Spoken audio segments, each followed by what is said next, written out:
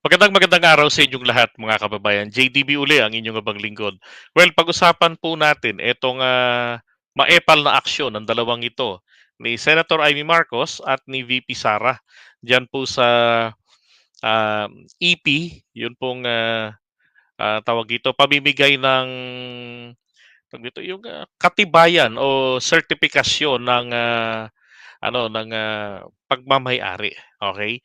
Ito po nga EP CLOA, ito yung yung tawag dito, unang dokumento na kailangang ibigay para bago para makapagparehistro o makapagpatitulo, shall I say, ng mga lupain.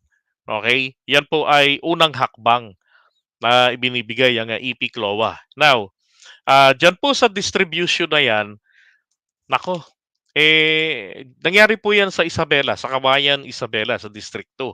At kasabay rin no, namimigay ang DAR ng mga traktor.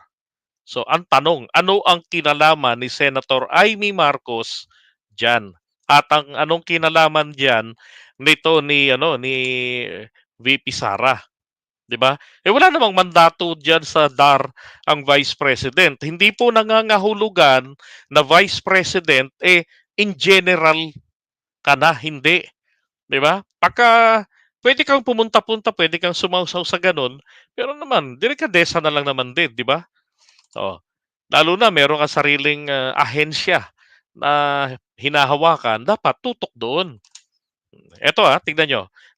Region-wide mass distribution of EP CLOA, titles to ARB's cum awarding of certificates of turnover for FMRs and FMEs to MLGUs and ARBOs. Yan. So ngayon, ito yung mga yung mga ibang yan, footages. Yun. Tingnan nyo naman, nakabalandra si Aimee. And then this is Sarah. Ba? Ito yung mga taong dumalo sa yan. So, kabilaan eh. Ano ba naging ambag nila diyan? Ito yung mga tractor sa pinamimigay. Ito sa mga bawat mga asosasyon at mga kooperatiba. So, ito maganda, laki.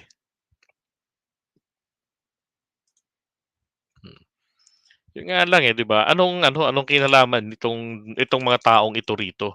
Dapat po kung programa ito o trabaho ito ng executive department, well, taga-executive department lang, 'di ba? Hindi yung biglang epal, biglang susulpot doon na as if meron silang kinalaman, no. Kaya hindi ako pabor sa hindi ako pabor sa mangga, 'di ba? Hindi nakakatuwa eh. Tapos yung sariling trabaho, 'di ba? Yung sariling trabaho hindi nagagampanan.